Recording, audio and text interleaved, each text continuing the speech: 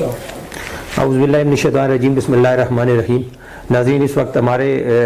وقت press club میں اور ہمارے اس پروگرام میں ملک کے انتہائی نامور سیاستدان، سابق ناظم اعلیٰ جماعت اسلامی جمعیت طلبہ پاکستان، سابق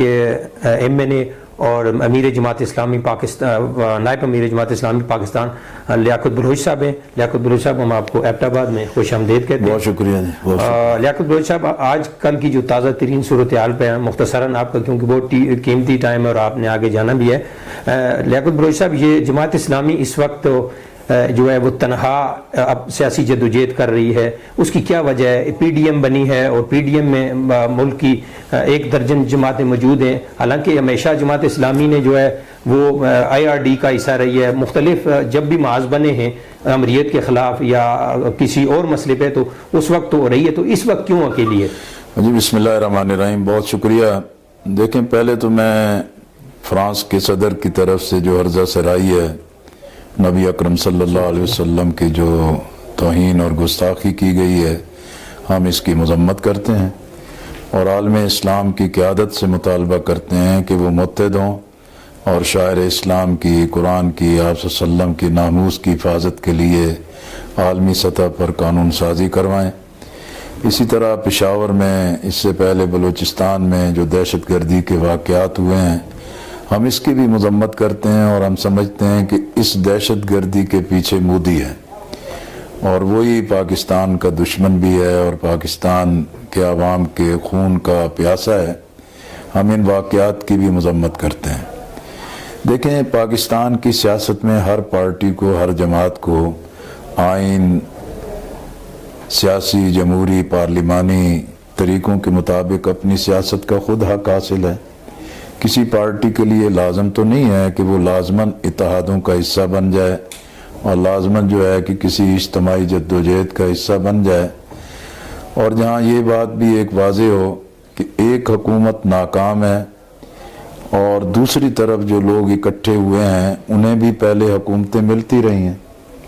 اور وہ انہی چیزوں کا حصہ رہے ہیں جن کی وجہ سے عوام کے آج جو مسائل، مشکلات ہیں، تنہا عمران خان نہیں، ماضی کے تمام حکمران، وہ فوجی آمریتیں ہیں، وہ شریف خاندان ہے، بھٹو خاندان ہے، یا مختلف ناموں کے ساتھ حکومتوں میں آتے رہے ہیں، وہ بھی اس کے مشترکہ ذمہ دار ہیں۔ اور ہم سمجھتے ہیں کہ بھی کوئی ایسا اتحاد جس کا بنیادی نظریہ ایک نہ ہو، جس کے اہداف ایک نہ ہوں اور جس کا ہر لمحہ آپس میں باہم دست و گریباں ہونے کے خطرات موجود ہوں،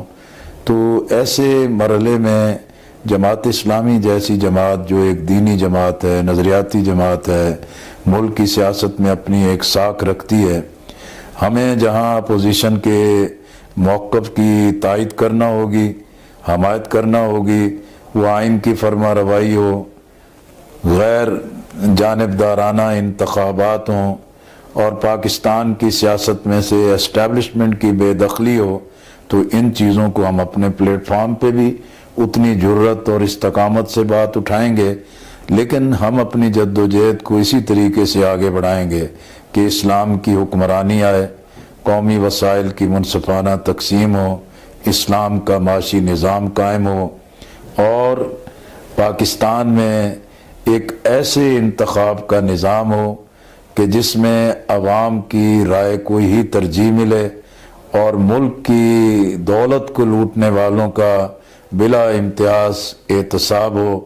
اور انشاءاللہ اسلامی پاکستان اور خوشحال پاکستان کے لیے جماعت اسلامی اپنے اس ایجنڈے کے مطابق اپنی تحریک اور جدوجہد کو آگے بڑھائے گی۔ لیاقت بلوچ صاحب، حال ہی میں سابق وزیر اعظم افغانستان گل بدین اکمدیار صاحب پاکستان آئے، آپ سے جماعت اسلامی سے بھی ملاقاتیں کی، گورنمنٹ سے بھی کی، اور ایک یہ بھی تاثر دیا جا رہا ہے کہ آنے والے جو مستقبل ہے اس میں جماعت اسلامی ایک دفعہ پھر کہیں اسٹیبلشمنٹ کا حصہ بننے جا رہی ہے۔ میرا خیال ہے ایسا نہیں ہے۔ افغانستان میں امن جو ہے وہ تو سب کی ضرورت ہے۔ افغانستان مستحکم ہوگا تو یہ پورا خطہ مستحکم ہوگا۔ افغانستان میں جماعت اسلامی نے ہمیشہ افغان عوام کا ساتھ دیا ہے، ہر بیرونی جارحیت اور بیرونی قوتوں کی دخل اندازی کی مخالفت کی ہے، اور افغانستان کے عوام کی آزادی کے لیے جماعت اسلامی نے بہت بڑی قربانیاں دی ہیں۔ اس لیے اس موقع پر اسٹیبلشمنٹ یا ریاست کے کسی معاملے میں نہیں، بلکہ ہم یہ چاہتے ہیں کہ افغانستان کے اندر امن قائم ہو۔ ایک مرتبہ پھر افغان عوام نے دنیا کی تیسری طاقت کو بھی شکست دے دی ہے۔ طالبان نے اپنی طاقت کو تسلیم کروایا ہے، اور ہم سمجھتے ہیں کہ انجینئر گلبدین حکمتیار، جن سے ہمارا ایک محبت کا عقیدت کا رشتہ ہے، وہ بہت بڑی شخصیت ہیں۔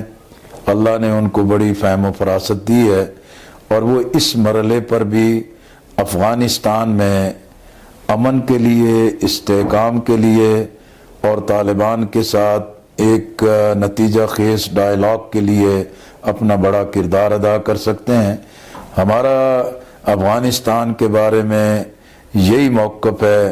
کہ وہاں کسی کو دخل اندازی نہیں کرنی چاہیے۔ امریکہ نیٹو فورسز کو افغان سرزمین چھوڑ دینی چاہیے۔ افغانستان کے عوام کو اپنے مستقبل کا خود فیصلہ کرنے کا حق ملنا چاہیے۔ لیاقت بلوچ صاحب، آپ کی جماعت کی کیا اسٹریٹجی ہوگی آئندہ انتخابات میں کہ اسٹیبلشمنٹ کو مداخلت سے روکا جائے؟ کیونکہ اکثر جو ہمارے انتخابات بلکہ 1947 سے جب بھی آئے تو اس میں اسٹیبلشمنٹ کا بڑا رول رہا ہے۔ جماعت اسلامی نے اپنی حکمت عملی کو دو ٹوک طے کیا ہے کہ انشاءاللہ ہم اپنے منشور، اپنے بیانیے اور اپنی جد و جہد اور عوام کے اندر جو جماعت کی نیک نامی ہے، اسی کی بنیاد پر ہم پورے ملک میں کارکنان کو متحرک کریں گے، عامت الناس کو اپنے ساتھ لے کے چلیں گے، ترازو نشان پر انتخابات میں حصہ لیں گے، اور عوام کو یہ قائل کریں گے کہ آزمائے ہوئے مورے، آزمائے ہوئے حربے، آزمائے ہوئے دھڑے اور گروہ اب ہماری مصیبتوں کا حل نہیں ہے۔ قوم کو عصر نو